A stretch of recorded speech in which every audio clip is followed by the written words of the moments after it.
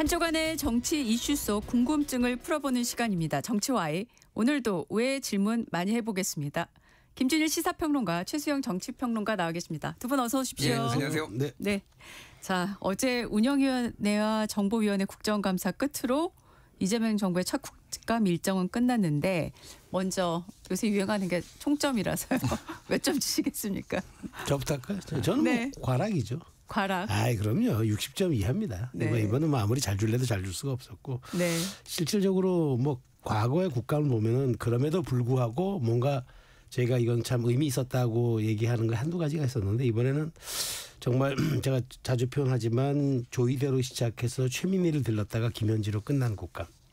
이거는 뭐 세 사람의 이름만 남았던 국감. 그래서 아무리 잘 줄래도 잘 줄 수가 없었고 물론 이제 민주당 주장대로 윤석열 정부의 반과 이재명 정부의 반이 섞여 있는 그런 국감이긴 해요. 네. 그렇지만 여당이라는 거는 국정 운영에 대한 무한 책임을 지는 것이기 때문에 실질적으로 지금 국감은 윤석열 정부에 대한 국감은 아닌 거죠. 왜냐 윤석열 정부에 대한 국감은 재판이 하고 있습니다. 특검이 하고 있고 수사가 하고 있고 재판이 하고 있습니다. 그렇기 때문에 아무리 뭐 변명을 해도 이 부분에 대해서는 민주당이 뭔가 좀 성의 있게 했었어야 한다는 생각이 드는데 결국 이거를 내란 시즌2로 끌고 가려는 민주당 전략과 그다음에 국민의힘 입장에서는 이거를 유효타를 좀 내야 되는데 민주당이 워낙 방어 전략이 뭐 김현지도 감싸야 되고 사법개혁도 해야 되고 이런 전략들에 뭐 사실 수적으로 말릴 수밖에 없었고 그런 등등등 이런 것들이 모여서 이번 국감은 정말 이재명 정부의 첫 국감이긴 한데 어쨌든 평가와 판단을 요구할 수밖에 없었고 어쨌든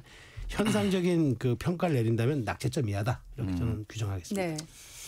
최수영 평론가님의 의견을 뒷받침하는 근거가 있는데 시민단체 이제 국정감사를 모니터링하는 네. 27년 동안 해왔어요. 네네. 국정감사 NGO 모니터단이 네네. 평가를 했는데 역대 최악이다. F학점이다. 역대 이런. 최악까지 줬습니다. 근데 뭐 역대 최악이라는 표현이 종종 나왔기 때문에 원래 계속 최악이라고 하지만은 진짜 제가 봐도 좀 최악인 것 같아요. 네. 뭐 말씀하신 것 중에 제가 동의가 안 하는 거 조이대로 시작해 최민희로 거쳐 배치기로 끝났습니다. 아 배치기로 끝났다. 예, 배치기 김현지로 끝난 게 아니라 배치기로 끝났고 생각해 보면 이제 무소속의 최혁진 의원이 조요토미 히데요시 이거 뭐 흔들었지. 김우영 의원하고 박정원 의원이 문자 공개하고 욕하고 뭐 서로 뭐 하등 아무런 국정과 관련 없는 개인적인 감정 싸움이 있었지. 최민희 과방위원장 뭐 이제 결혼식 논란 뭐 이렇게 있었고 양자역학의 뭐 면역 T세포에 게다가 이제 MBC 보도본부장 쫓아냈지 뭐 이런 거 있고 이번에 또 이제 유행했던 게 쇼츠 국감 이런 표현이 나왔잖아요. 네네. 그러니까 쇼츠 국감이 굉장히 짧은 시간 내에 하이라이트 필름 뽑으려면은 제목이 대부분 이런 거예요. 무슨 당 의원 참교육 시전 뭐 이런 겁니다. 참교육을 시전하려면은 이제 고성을 지르는 거죠. 삿대질하면서 이런 것만 이제 쇼츠를 만들고 이제 역대 최악이었다. 마지막에 배치기까지 진짜 활용점정이었어요. 네. 네. 자 어제 그 제일 또 스포트라이트를 받았던 게 지금 대통령실 국감이지 않습니까? 여러 가지 뭐 충돌이 있었는데 뭐 지금 가장 많이 언급되는 게 일단은 그 국민의힘 주진희 의원이 운영위로 보임된 걸 놓고 이해 충돌 여지가 크다고 민주당 최혜린 의원이 비난을 했는데 주 의원이 민주당이 지금 김현지 부속실장 막 하려고 입틀막 하는 게 아니냐 맞받았고 이거 어떻게 보셨어요? 글쎄요, 뭐 잘 모르겠습니다. 잘 모르겠다고 하시니. 아니 그러니까 이해 충돌이라는 게 예. 사실 뭐 보려 있을 수도 있다고 보는데 그렇게 따지면 지금 뭐 국회 이해 충돌이 너무 많아가지고 이분 저분이 그래서 이거를 주진우 의원 보임된 거를 이해 충돌로 볼 수가 있느냐 뭐 그 생각도 들고. 네. 그래서 저는 전체적으로 보면은 국민의힘이 좀 말렸어요. 결과적으로 보면은. 그러니까 뭐 요 총평 배치기까지 포함해가지고. 네네. 그러니까. 민주당은 어쨌든 김현지 실장을 뭐 대통령은 뭐 대기까지 시키고 뭐 나오라고 했지만은 안 나오게 하겠다라는 게 좀 명확해 보였고 그러면은 계속 김현지 실장에 대한 얘기하는 것보다는 다른 이슈들을 계속 점화시켜 가지고 그걸로 조금 시간을 끄는 게 정무적으로 상대적으로 유리했잖아요. 그러면 이제 주진우 의원의 뭐 이해충돌 얘기도 하고 배치기 뭐 이거를 누가 잘못을 떠나서 저는 이제 소위 말하는 쌍피라고 보는데 이제 쌍방과실 어쨌든 네네. 그렇게 하고 그러므로 인해서 정치적으로는 훨씬 더 이득을 민주당이 많이 가져갔다. 뭐 어제 하루만 보면은 어제 그러니까 하루만 보면 그게 이제 다만 이제 이게 국민의 어떤 눈높이 그리고 이제 국민들의 그런 뭐 평가가 반드시 좋을 거냐 그거는 또 별개로 치지만 어쨌든 하루의 이슈를 전환하는 데는 어느 정도 성공했다 그렇게 봅니다. 네. 그러니까 그 말은 제가 동의해요. 그러니까 국민의힘이 말렸는데 뭐 말릴 수밖에 사실 없었어요. 왜냐하면 이제 민주당은 이걸 파행을 시키고 싶었는데 의도적 파행하면 안 되니까 뭔가 빌미를 잡아야 하는데 주진우 의원을 도발을 한 거죠. 근데 생각해 보십시오. 야당 의원이 현 대통령실 감사와 무슨 이해 충돌이 있을까요? 1년 6개월 전에 그만둔 사람을 지금 오히려 대통령실의 내부 사정을 잘 아는 사람이 야당의 감사위원으로 보임이 되면 문제점을 더 콕콕 지적할 수 있지 않나요? 근데 이제 말도 안 되는 걸 가지고 이제 이해 충돌을 한 거예요. 전 정부의 대통령실에 근무한 것도 그것도 2년 전 가까이 근무한 걸 가지고 이해 충돌을 얘기하면은 그건 지금 주진우 의원이 그랬잖아요. 아니 지금 현재 운영에 있는 김기표 의원은 이재명 대통령 전 변호인인데 대통령실 감사에 나와 있지 않느냐. 이거야말로 이해 충돌이다. 그 외에도 사례가 많아요. 왜냐하면 21대 국회를 돌아가 보면은 당시 그 이제 문광부 장관이랬던 도종환 의원이 바로 그 문체 상임위원장을 맡습니다. 그다음에 농림수산식품부 장관했던 이해계호 의원이 돌아오자마자 바로 또 농해수위원장을 맡습니다. 이런 게 이해 충돌이에요. 왜냐하면 직전까지 감사부서에 장을 하던 사람이 다시 국회로 와서 그 상임위원장을 맡는다. 이런 게 이해 충돌인 거예요. 그런데 그런 걸 이해 충돌이라 하지 주진우 의원처럼 2년 전에 근무했던 대통령실 야당 의원이 지금 와서 하는 걸 그 이해 충돌이었는데 도발한 거죠. 그러니까 이제 여기에 도발하다 보니까 여기에 이제 그 야당 의원들이 격렬히 반응하는 과정에서 송원석 의원이 원내대표고 하니까 당신들 이게 이제 김현지 보호하려고 이러는 거 아니냐라고 하는 과정에서 배치가 나온 거고 그 배치기로 인해서 100분간 정해가 됐잖아요. 네. 그럼 사실 오전이 날아간 거죠. 여당의 전략이 주요했죠. 왜냐? 그 오전 출석만 가지고 계속 얘기했는데 이제는 오후로 넘어가 버렸기 때문에 출석할 이유도 없고 그다음에 대통령실에서는 계속 격례 대기 중이라 그랬는데 이제 그러면서 이제 끝난 거죠. 근데 잘 보면은 우상호 의원은 그랬잖아요. 지금 오전에 나올 수 있고 오후에는 아마 강원도에 있는 행사에 제 김 실장이 가야 되니까 출석 못한다 했는데 대통령실은 아니야 거기 안 갔고 지금 격례 대기 중이야. 그러니까 앞뒤도 안 맞았고 그런 측면에서 놓고 보면은 사실 어찌 보면 그 민주당은 무조건 파행으로 이끌고 싶었는데 이렇게 약간 쌍방과실의 파행을 함으로써 약간 면피했다고 생각하는 것 같지만 저는 어쨌든 국민의 이게 대단한 이미지로 남았다. 결국에 김현지가 뭔데 그러지라는 강력한 인상을 남겼기 때문에 이 부분은 앞으로 민주당이 두고두고 좀 감내해야 할 부담인 것 같습니다. 그 의도적인 충돌이었다는 걸로 두 분이 좀 비슷하게 말씀을 하시는 것 같아서요. 그러면은 지금 당장은 뭐 더불어민주당 쪽에서 그 파행 전략이 전술이 먹혔다고 보더라도 길게 보면 이게 좋은 걸까요? 뭐 그러니까 의도는 알 수가 없으니까 해석의 영역이니까 네. 평론가들이 해석을 하는 거니까 그런 거고 뭐 어느 정도는 저는 그게 있었다고 보고요. 저도. 그런데 말씀드렸다시피 이게 반드시 국민의 눈높이에 좋은 거냐. 저는 처음부터 김현지 실장 총무비서관 얘기가 나올 때부터 이거는 국감에 나오는 게 좋다. 뭐 저 말고도 많은 분들이 그 얘기를 했거든요. 그러니까 결과론적으로 보면은 이재명 대통령이 격례 대기를 시키고 그렇게 했다라는 거는 의지가 있다라는 거잖아요. 그런데 이제 안 됐잖아요. 그게 지난 10월 29일에 이제 그때 증인 채택할 때도 안 되고 이번에도 뭐 여러 가지 이유로 파행이든 뭐든 이제 안 됐단 말이에요. 그러면 이게 해석을 두 가지로 할 수가 있는 거죠. 대통령이 제왕적 대통령은 아니더라도 대통령의 말을 안 듣고 의중을 무시하는 여당. 첫 번째. 1안. 2안. 예, 짜고 치는 고스톱. 어차피 출석시킬 의도가 없었는데 면피를 하기 위해 이렇게 했다. 뭐가 됐든 딱히 좋지는 않습니다. 제가 보기에는. 김현재 실장 말씀하신 대로 야당이 헛발질한 거 되게 많아요. 경기동부 연합 뭐 이런 거 다 쓸데없는 얘기입니다. 아무런 의미도 없고 사실관계도 다 틀리고 뭐 그럼에도 불구하고 한 번은 나와서 정무적으로 이걸 털고 가는 게 훨씬 더 좋았다라고 저는 계속 생각을 하니 이게 문제는 지금은 안 되고 앞으로도 안 될 수가 있는데 무언가 대통령실에서 나중에 이제 문제가 터졌을 때 이게 폭발력이 더 커질 수도 있겠다 그 생각을 합니다. 그러니까 이게 저는 이래요. 정치의 법칙이 있는 게 예. 루머는 음지를 만들어요. 그 음지는 불필요한 음모론과 어두운 이미지를 생산합니다. 이게 돌아가면서 정치적으로 부담이 되는 게 이게 일종의 약간 사이클 같은 법칙인데 지금 그렇게 가고 있어요. 우리 역대 정권을 보면은 루머가 있었고 루머가 아주 어두운 자꾸 이제 그 이미지를 생산하고 음모론을 생산했는데 이게 사실로 결국은 드러나고 이런 과정을 통해서 국민들이 체득한 법칙이 학습 효과가 뭐냐면 그래 맞아 어떤 식으로든 이게 뭐가 있기 때문에 이럴 거야라는 이제 확신을 주게 되는데 그런 측면에서 놓고 보면은 굉장히 이거는 민주당이 아주 그 불필요한 이미지를 양산했다. 그리고 이거는 아마 앞으로도 정무적 부담이 될 거라 생각이 듭니다. 네. 자, 국민의힘 얘기 좀 먼저 하고 또 다음으로 넘어가 보겠습니다. 어제 이제 장동혁 대표가 광주를 찾았고 5.18 민주묘지를 찾아 참배하려고 했지만은 시민단체의 이제 거센 반발로 사실 무산이 됐어요. 자, 왜 이렇게 반발을 하는지. 그런데 이거 뭐 또 예상했을 거란 생각 당연히 들죠. 예. 근데 왜 이 시점에서 장동혁 대표는 가고자 했던 건지 어떻게 보십니까? 뭐 이것도 이제 추론이잖아요. 근데 저는 저의 추론은 네. 매우 고약하다. 장동혁 대표의 의도가 저는 그렇게 네. 봐요. 예. 그러니까 몇 가지 이제 왜 광주에 계신 분들이 시민들이 왜 장동혁 대표에 대해서 이렇게 반응을 보일 수밖에 없는지 좀 배경 설명을 드릴게요.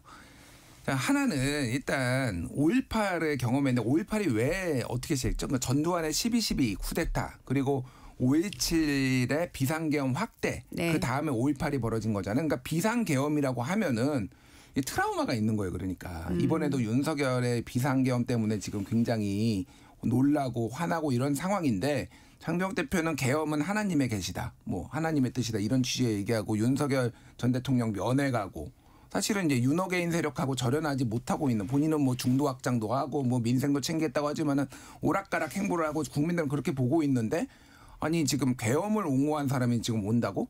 라고 하면은 반대 안 하는 게 이상한 거예요. 그러니까 격앙이 안 되는 게. 이게 하나가 있고 두 번째는 예전에 전두환 전 대통령 전두환 씨의 사자 명예훼손이 있었어요. 네. 재판이 있었어요. 그때 판사가 장동혁이었습니다. 광주지법에 근무할 때. 근데 무슨 이슈가 있었냐면은 서울에 연희동에 거주를 했는데 재판이 여기서 열리니까 당사자가 이제 출석을 해야 된다 말아야 된다라는 거 그러니까 논쟁이 붙었어요. 그때 검찰에서는 이거는 출석해야 된다라고 했는데 장동혁 판사가 출석 안 해도 돼라고 해가지고 논란이 됐어요. 근데 그 이후에 무슨 일이 있었냐면은 전두환이 골프 치러 다니고 무슨 뭐 오찬 뭐 측근들하고 오찬 뭐 밥 먹고 다니고 이게 됐거든요. 그래서 네. 검찰에서 다시 한번 아니 이렇게 건강한데 할 거 다 하는데 못 나올 이유가 뭐가 있냐는데 끝까지 안 하고요. 그런 다음에 중간에 본인 정치권 총선 출마한다고 갑자기 그만둬 버려가지고 이 재판도 지연됐어요. 그러니까 이런 상황도 있었고 또 하나의 정치적 맥락이 뭐가 있냐면은 10월 30일 날 대법원 확정 판결이 나왔는데 뭐냐면은 건설업자 보석 사건이 있었어요. 이게 뭐냐면은 그 건설업자 구속이 됐는데 판사한테 그 한 변호사가 전화를 해가지고 보석 좀 해달라 이런 취지의 이제 전화 통화가 있었고 보석이 됐는데 그거를 보석을 해준 사람이 장동혁 판사였어요. 근데 이게 심지어 왜 이게 유죄가 됐냐면은 변호사 수임도 안 한 거예요. 그러니까 계약도 안 맺고 1억 5천만 원을 받았어요. 보석하는 걸로 대가로.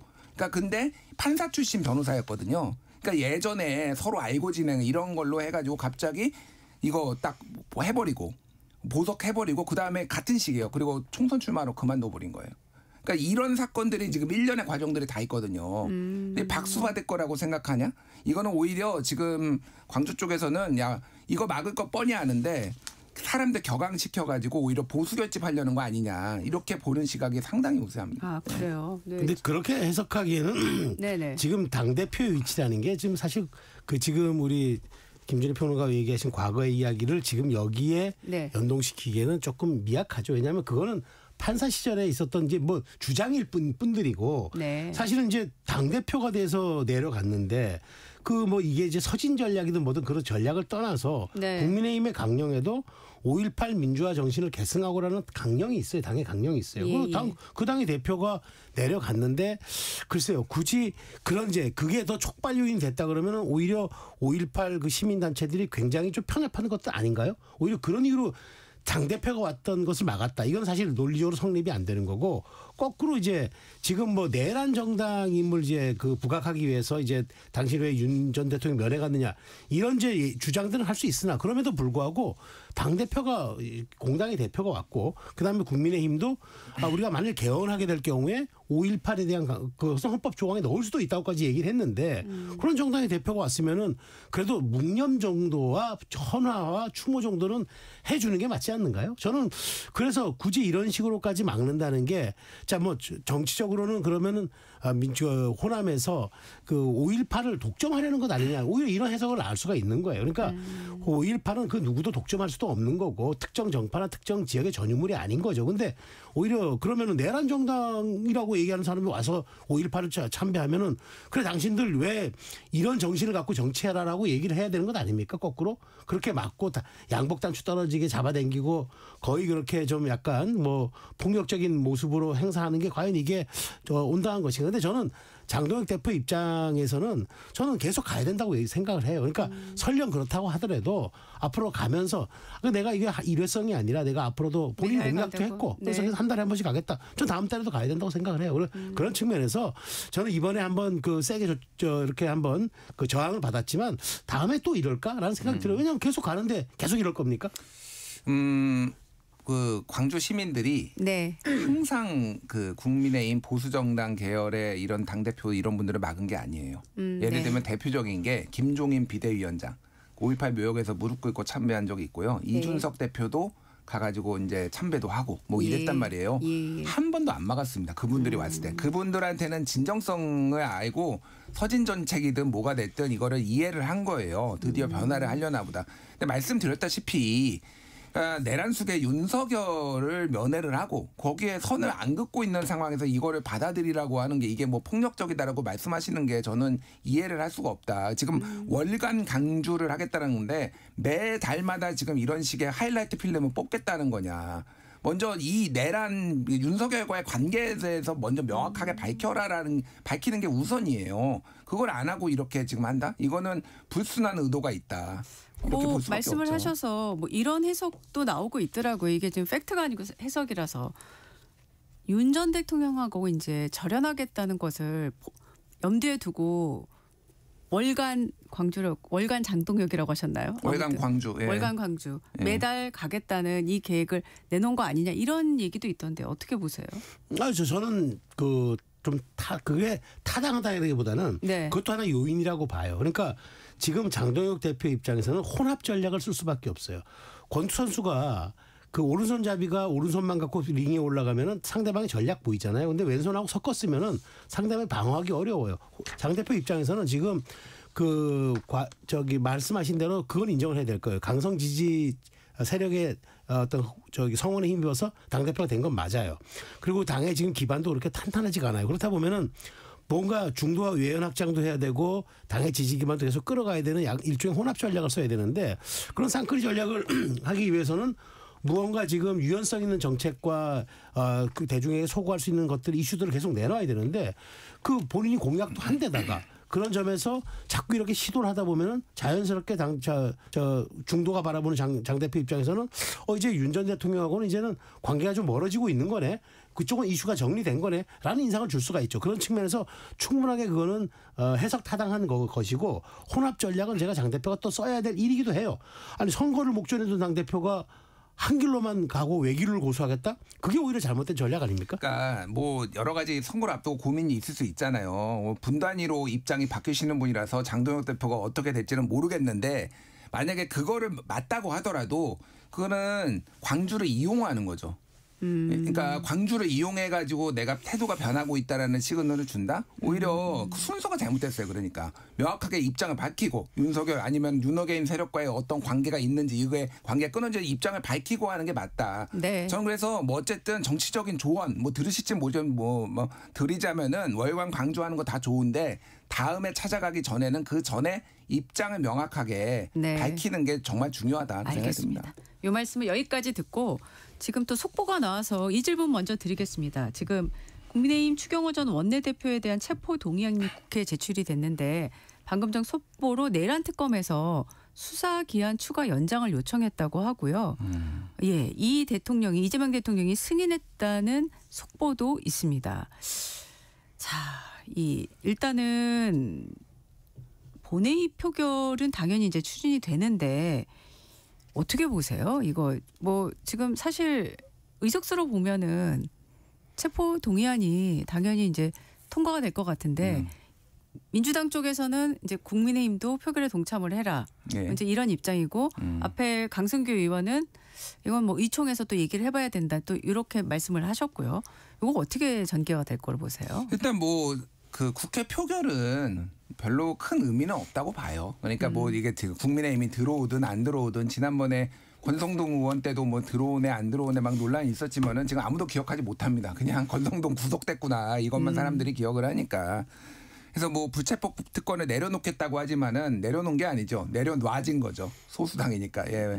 그래서 뭐 그런 거고 구속이 되느냐 안 되느냐가 핵심인 것 같아요. 지금 그래서 수사기한 연장을 지금 요청을 했다라고 한 거는 지금 내란 특검에서 수사할 게 많구나. 이게 사실은 한번 연장했을 때도 이거 지금 필요하냐 안 필요하냐 가지고 논쟁이 있었고 사실은 특검 쪽에서 난색을 표했다. 오히려 피로감도 있고 뭐 복귀해야 되는데 오히려 지금 막판에 지금 굉장히 쟁점들이 많아지면서 지금 추가적으로 수사할 게 늘어났다 이렇게 보여집니다. 네. 저는 조금 약간 합리적인 의심이 드는 게 추경호 대표에 대한 수사 얘기는 예전부터 있었는데 왜 지금에 이렇게 말하자면 구속영장 청구를 지금 타임에 맞추고 대통령이 또 기다렸다는 듯이 지금 그 특검의 입장인 그거예요. 추경호 의원이 남아 있어서 지금 내란 특검이 조기 종결될 수 없다는 입장이에요. 그러다 보니까 지금 연장이 된 거란 말이에요.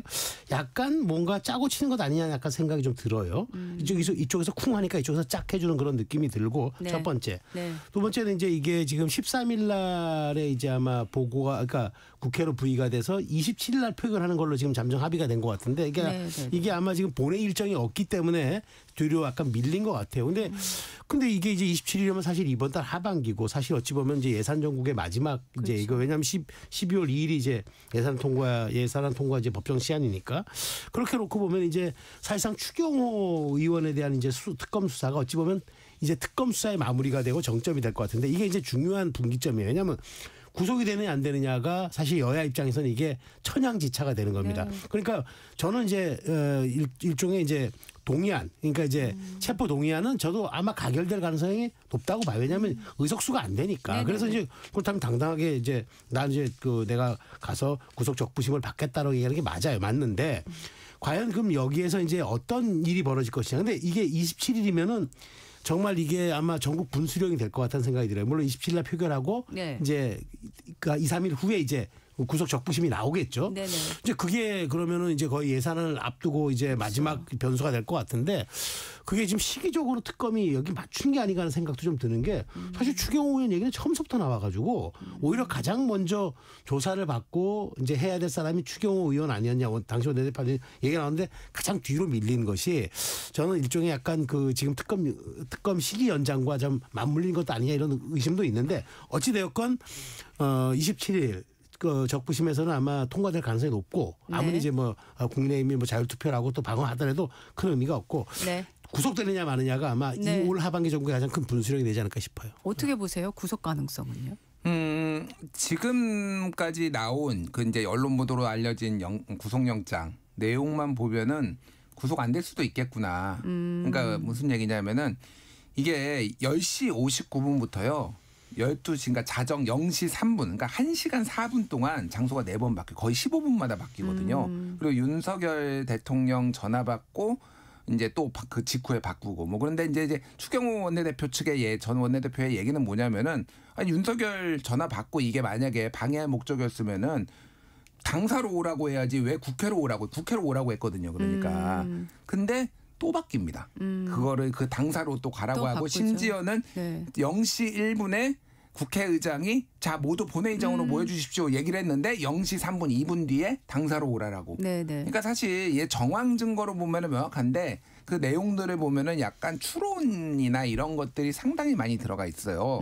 그래서 다툼의 여지가 있다라고 판사가 볼 가능성이 있는데 다만 이제 변수가 하나 있다라면은 한마디로 킥 한 방을 지금 특검이 준비했을 가능성이 있다. 예를 들면은 김건희 씨 영장 실질 심사할 때 갑자기 서희건설 이봉관 회장의 자수서가 갑자기 툭 튀어나왔잖아요. 네네네. 실무라고. 네네네. 또 게임이 끝나버렸거든요. 네. 그러니까 이거를 원래 다 공개하지 않아요. 영장 구속영장에 다 적시하지 않기 때문에 그게 있다라고 하면은 예를 들면 이런 거예요. 압수수색을 막 했거든요. 원내대표실도 뭐 직원들을. 근데 예를 들면은 윤석열 뭐 텔레그램이나 뭐 폰으로 이렇게 직원들이 윤석열 대통령이 못하게 막으라고 했는데 이거 어떡하냐 이거 뭐 이런 식으로의 대화가 있다든지 뭐 예를 든 겁니다. 예. 네. 이런 것들이 툭 튀어나온다면은 이거는 구속될 수도 있겠다. 예.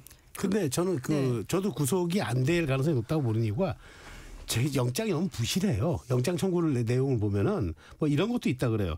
윤 전 대통령하고 모였을 때 파이팅을 외쳤어. 파이팅을 외쳤기 때문에 이것도 동조로 봐야 되고, 그 다음에 또 뭐 윤석열 대통령이 뭐 내가 이게 뭐 여러 가지 국정 상황에 대해서 어려움을 토로하니까 맞아요. 줄 탄핵이 문제입니다.라고 또 맞장구 쳤다. 이것도 내란에 동조했다고 보고. 그러니까 지금 김준일 평론가 말씀대로 뭐 아주 트리거가 나오지 않는 한 이건 부실하게 짝이 없는 영장 청구이기 때문에 이 상태로만 가지고 안 돼. 더더군다나 국회의원이 표결권을 행사하는 걸 방해했다. 그 특정하지도 못했어요. 그럼 누구를 방해했느냐를 특정해 줘야 되는지 누구를 아무도 특정하지 못했어요. 그렇게 이렇게 추상적인 영장 청구에 대해서 법조인들은 이건 가능성이 없다라고 보는데 모르겠어요. 정말 트리거가 나온다면 제가 모르겠으나 현재까지 나왔던 보도된 영장 청구만 가지고는 제가 보기에 거의 99% 저는 영장이 안 될 걸로 봅니다. 절차상 지금 말씀하신 그 스모킹 건 트리거가 나올 수 있는 거는 영장 실질심사에서 나올까요? 원래 그렇게 합니다. 그렇겠죠. 숨겨놨다가 저쪽에서 다 준비할 수도 있으니까 그래서 그렇게 그러니까 그 검찰이나 특검이 그 진짜 실질적으로 판사 앞에서 어떻게 브리핑하느냐를 굉장히 중요하게 여기에서 굉장히 치밀하게 PPT도 준비하고 막 증거도 그렇고 이게 논리 구조도 또 바뀌어요. 그래서 영장 이제 나온 거랑 굉장히 달라져서 이거는 저는 아직은 모른다. 예. 네. 그러면 뭐 체포동의안 표결 때까지도 알 수가 없는 거고 결국 영장 실질 심사 그렇죠. 들어갔을 때만 이제 법대에서 이제 얘기하겠죠. 그때 이제. 네네네. 그제서야 저희가 알 수 있는 상황이겠네요. 네, 알겠습니다. 시간이 많지가 않아서 일부가 어제 예산안 지금 종합 질의 들어갔는데요. 포퓰리즘 예산이다 아니다 생산적 성장을 위한 예산이다 이렇게 얘기들을 하시면서 맞붙고 있는데 예산안 처리는 뭐 이것도 사실 지금 모든 게 의석수에 따르면 이거는 뭐 결과는 약간 다 예상이 되는 거라 가지고 다만 그 과정에서요. 지금 앞으로 또 예산안 관련한 후속 절차들이 있으니까 좀 쟁점이 될 만한 그리고 국민들에게 뭔가 좀 문제화될 만한 그런 대목이 있을 거라고 보시는 게 있다면? 전 있어요. 뭐가 있냐면 그 선심성 예산들이 특히나 지방 관련 예산들이 많은데 이거 잘못하면 이게 이제 지방 경기 활성화라든가 그다음 민생 경제라고 이재명 대통령 얘기를 하는데 이게 거의 현금성이에요. 그런데 이게 내년 지방선거가 있기 때문에 국민의 입장에서는 이걸 조목조목 따져가지고 최소한 내년이 확장 재정이고 지금 국채 발행도 커야 되는데 왜 이런 것들을 하느냐. 선거 의식한 거 아니냐. 이걸 잘 잡아내야 될 거예요. 그걸 집중적으로 공략하고 포인트 잡아내면은 아마 그런 부분들은 좀 삭감도 될 뿐더러 오히려 정치적 의도가 담긴 거를 뺄 수도 있는 그런 사안이 되는데 과연 그게 가능할지 모르겠네요. 네. 잠시 후 좀 더 이야기 나눠보겠습니다.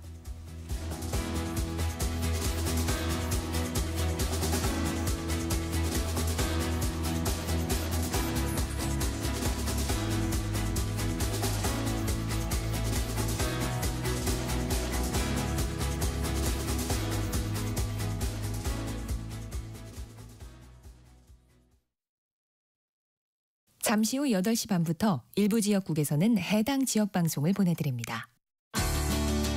워렌 버핏은 가치 투자, 필립 피셔는 성장주 투자, 피터 린치는 장기 투자. 방법은 달라도 목표는 하나. 성기영의 경제쇼가 성공의 길로 안내합니다. 깊이 있게, 명쾌하게, 지금 이 시대 경제에 관한 모든 것을 알려드립니다. 평일 오후 4시 5분 성기영의 경제쇼와 함께하십시오.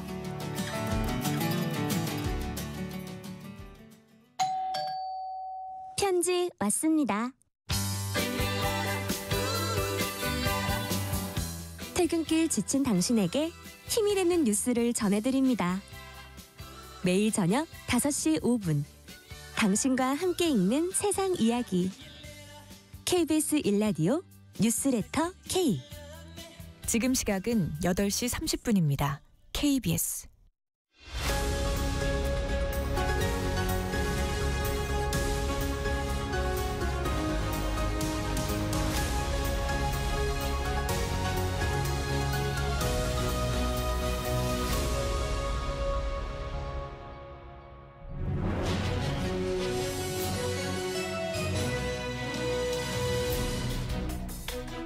네, 정치와의 최수영 정치평론가 김준일 시사평론가와 함께 계속 얘기 나눠보겠습니다.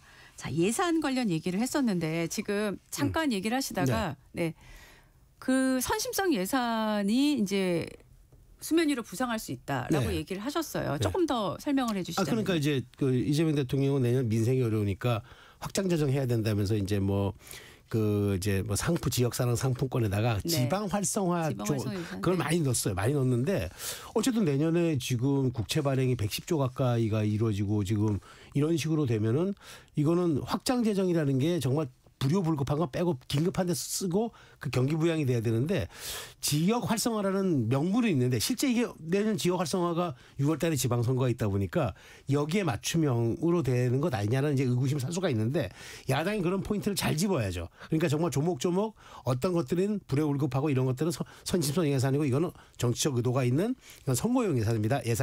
그래서 드러내야죠. 드러내는 과정을 통해서 이제 여당의 그런 노림수를 차단하는 게 저는 이제 핵심 과제라고 보고 그다음에 또 하나 여기서 이번에 또 주목해야 될 건 하나가 AI 예산 그렇게 많이 넣었다고 다 알려졌잖아요. 네.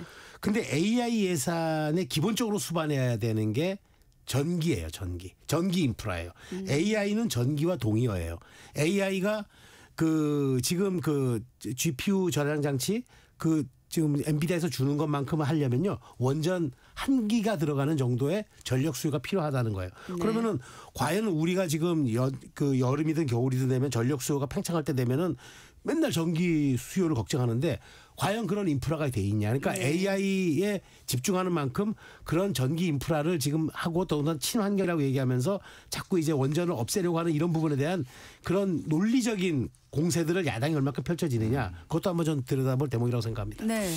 그러니까 이제 뭐 지방선거를 앞두고 뭐 지역의 경제 활성화를 위해서 이렇게 지원하는 거 뭐 야당 입장에서는 지적할 수 있는데 잘해야 될 거예요. 무슨 얘기냐면은 트라우마가 좀 있습니다.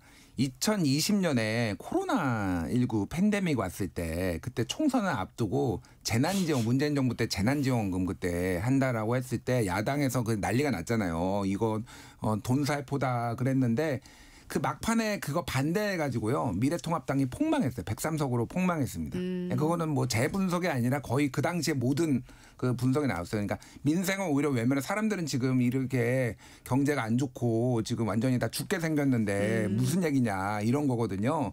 뭐 지금 뭐 지적할 수 있죠. 뭐 지금 빚이 뭐 나라 빚이 너무 늘어났다. 728조가 이게 역대 최대다. 뭐 이런 얘기 할 수는 있는데 정말로 그러면은 그거를 다 삭감을 하면은 국민의힘에 유리할 것인가? 저는 그렇게 보지 않고요. 그 내용도 좀 들여다보면은 예를 들면 가장 문제 삼는 게 뭐 지역화폐, 뭐 발행 이런 거예요.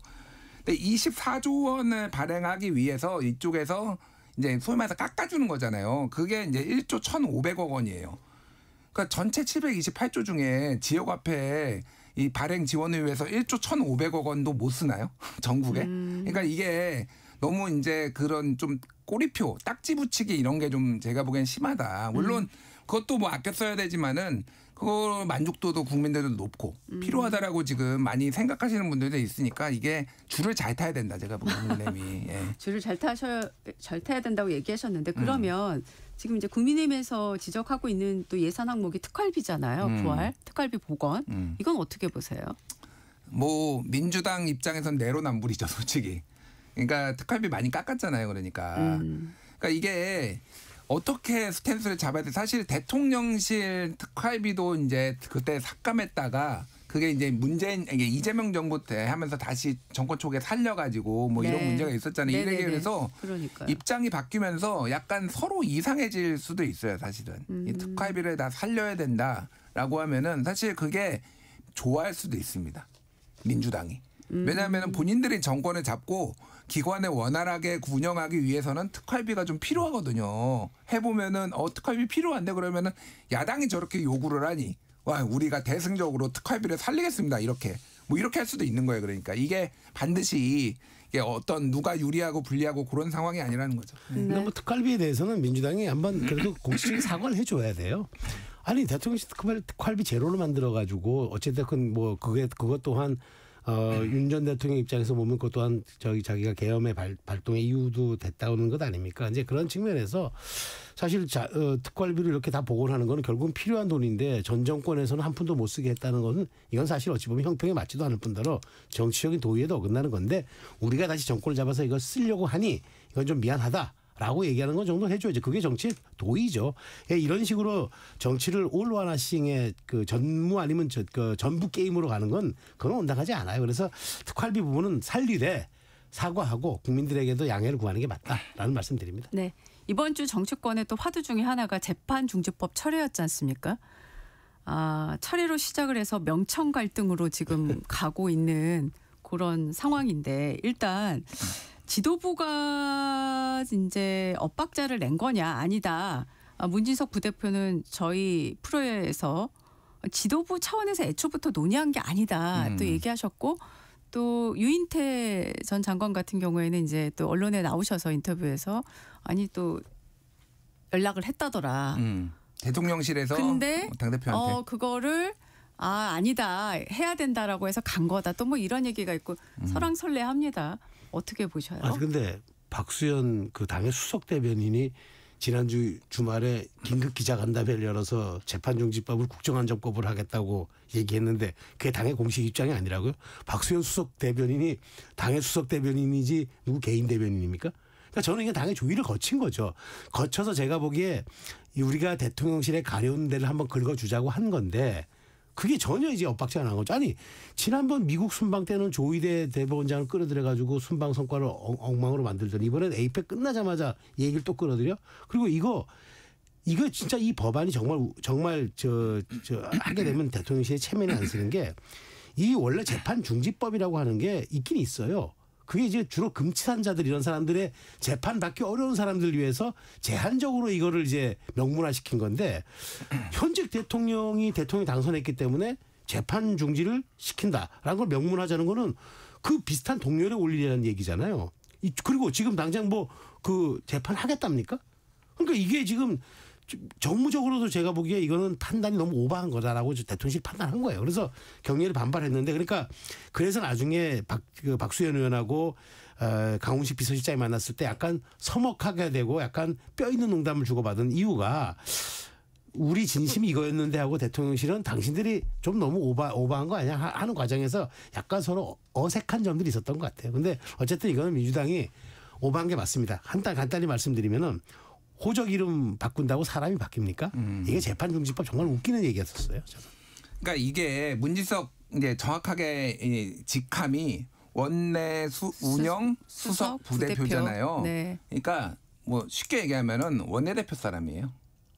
이게 무슨 얘기냐면은 이게 제대로 이게 법안을 추진하는 거는 우리나라가 좀 모호한 부분이 많아요. 사실 이런 식으로 원내대표 따로 뽑고 당대표 따로 뽑고 이런 나라가 많지가 않거든요. 이게 한국 정치의 좀 특수성인데 미국은 그러니까 없잖아요. 그러니까 그런 게 그냥 원내대표 중심으로 다 운영이 되거든. 그런데 이게 모호한 부분들이 있는 거예요. 사실 그런데 법안과 관련해서는 원내대표의 영역이고 사실 그래서 당대표가 상의를 해야 되는데 이 부분이 상의가 안 됐다라는 거예요. 그러니까 다시 한번 우리가 확인할 수 있었던 거는 두 가지죠. 하나는 김병기, 정청래 두 사람이 소통이 잘 안 되고 있다. 얘기가 안 되고 있다. 이거를 지금 우리가 확인한 거고 또 하나는 이제 뭐 유인태 전 총장님이나 이런 분이 얘기한 거는 정청래 대표가 용산의 말을 잘 안 들었다. 뭐 꼭 말을 들어야 되는지 안 들어야 되는지 모르겠으나 대통령의 신상과 관련된 거면 특히 존중을 해줘야 되는데 그게 사실이라면은 이거 필요 없다라고 대통령실에서 의사를 전달을 했는데 본인의 정치적 이해관계나 뭐 이렇게 아니면은 뭐 이제 소위 말하는 명심파리가 될 수도 있는 거죠. 내가 외부에서 보면은 대통령을 위해서 내가 이렇게 하는 거다. 예, 그래서 기억하시겠지만 이게 원래 김용민 의원이 개별적으로 받으라고 그때도 기사가 나왔지만은 그렇죠. 이거를 2일 날 정청래 대표가 2일인 거예요 아마 최고위원회의에서 5대 사법개혁안을 7대로 늘리겠다. 네, 네. 예, 그리고 네, 법원행정처 그렇게 했어요. 폐지하고 재판소원제하고 하면서 이것도 같이 하겠다라고 하면서 확정이 된 거거든요.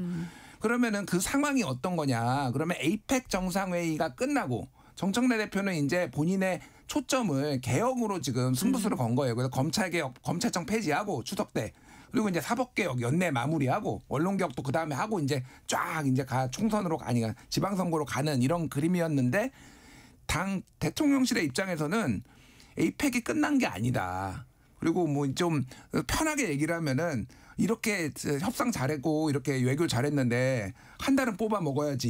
이걸 벌써 지금 또 사법개혁 뭐 이런 논란으로 이렇게 이제 분위기가 좀 형성이 됐다. 그래서 정청래 대표도 약간 지금 부담이 느껴져서 사법개혁 얘기 안 하고 지금 노동 쪽에 지금 정년 연장으로 탁 틀었거든요. 네네. 너무 맨날 개혁 얘기만 한다. 민생에 관심은 있는 거냐 막 이런 비판이 나오니까 갑자기 이제 정년 연장 쪽으로 이제 관심을 딱 가지고 이렇게 굉장히 명민하게 움직이고 있다. 정청래 대표가. 예. 아, 명민하게 움직이고 명민한 있다. 거군. 네. 네.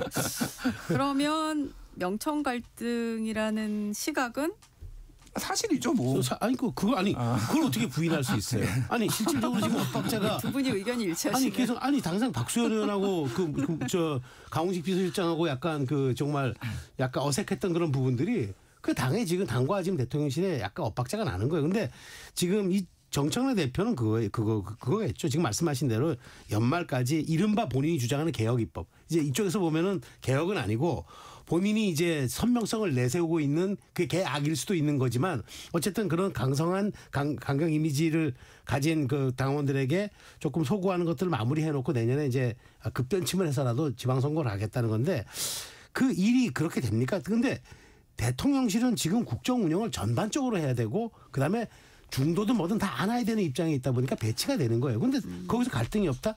근데 이거는 대통령의 시간을 어쨌든 당대표가 많이 뺏는 건 분명해 보여서 네. 이게 맞는가라는 사실은 의구심은 뭐 이거 여야를 떠나서 다 있는 것 같아요. 짧게 한마디만 하면은 데드라인을 설정해 놓는 개혁 입법이 매우 위험합니다. 역사적으로 사례를 보여주는데 예를 들면은 2004년에 열린우리당이 연내 4대 개혁 국가보안법 폐지 이런 거 연내로 통과시키겠다고 했다가 동물국회 되고 막 의장석 가지고 싸우고 그러다가 그다음에 망해가지고 정권까지 내줬거든요. 또 대표적인 게 문재인 정부 말기에 검수완박 한다고 윤석열 정권 들어가기 전에 거부권 행사하기 전에 보름 만에 통과시켰는데 그런 지방선거 참패했어요. 그러니까 이게 진짜 위험한 거예요. 근데 정청래 대표는 사법개혁을 왜 연내해야 되는지 저는 아직도 모르겠습니다. 설명을 못 들어봐. 이거는 정청래의 타임라인이지 사법개혁의 타임라인이 아니에요. 그러니까 본인이 그냥 하고 싶은 대로 그렇게 할 수가 있는 건가? 재판소원 같은 걸 도입하는데 지금 2달 예산안 심사도 해야 되는데 2달 만에 한다고? 저는 납득이 안 돼요. 그거는. 그렇죠. 뭐 사법개혁은 정치의 완성이 아니라 제도의 완성이거든요. 그런 측면에서 그걸 타임라인을 둔다는 거는 어불성설인 거죠, 사실. 네. 두 분이 이 건에 대해서 하실 말씀이 굉장히 많았다는 아니에요. 생각이 드네요. 정청래 대표 좋아합니다. 예. 그래요? 네. 시간이 1분도 채 안 남았어요. 질문이 여러 개 있지만 뭘 해야 될까 지금 고민을 하다가 45분까지 가도 될 것 같습니다. 네. 조국 혁신위원장 예. 얘기 좀 할게요. 길게 안 해도 될 것 같아요. 네. 당대표 출마를 위해서 이제 비대위원장 사퇴를 했는데 이건 뭐 예상했던 수순으로 보여지는데 최근 이런 발언을 했잖아요. 제가 오세훈 시장이 당선되는 걸 보고 싶겠냐라고 말을 했고 이 말이 결국 서울시장 선거에서 표분산을 고려해서 본인은 서울시장 선거는 안 나가겠다는 말이다라는 해석이 있는데 그렇게 보시나요? 조국 비대위원장이 어떤 행보 보일 거라고 생각하세요? 그러니까 별로 본인의 결정권이 없어요. 사실은 조국 대표는. 지금 조국혁신당 당 지지율의 수치는 말씀 안 해드리겠지만 역대 최저치를 찍을 정도로 굉장히 안 좋다. 그러니까 무슨 얘기는 존재감이 없고 민주당에서도 정청래 대표도 그렇고 이게 잠재적 대선 경쟁자이기 때문에 굳이 뭔가를 같이 하려고 하지 않아요. 조국의 그 혁신당은 같이 이번에 손을 잡고 뭔가를 지금 재기를 노리고 있지만은 사실상 말려주기기다. 제가 보기에는. 그러니까 예, 뭐 딱히 필요하지 않은 거예요. 그때 지민비조 이런 상황이 아니에요. 그러니까 지금 도움이 필요하지 않고 스스로 할 수 있기 때문에 만에 하나 조국혁신당이 나와서 후보를 냈는데 국민의힘이 된다? 그러면 이제 민주 진보 진영의 지지자들부터 엄청 욕을 먹는 거죠. 이러지도 못하고 저러지도 못하는 거를 민주당이 정확하게 알고 있고 그러다 보니까 연대를 하고 싶다라는 시그널을 계속 보내는 거예요 지금 이게 상황이. 저는 그 말을 뒤집어 해석해서 네네. 민주당 후보 도토리 키재기잖아. 내가 나가서 단일 대우하면은 내가 이길 수 있어라는 말로 해석할 수도 있는 여지가 있어서 그거를 그래요? 꼭 그렇게만 볼 것은 아니다라는 말씀을 드립니다. 네, 알겠습니다. 지금까지 김준일 시사평론가, 최수영 정치평론가 함께했습니다. 두 분 고맙습니다. 감사합니다. 이어서 날씨 정보 전해드립니다.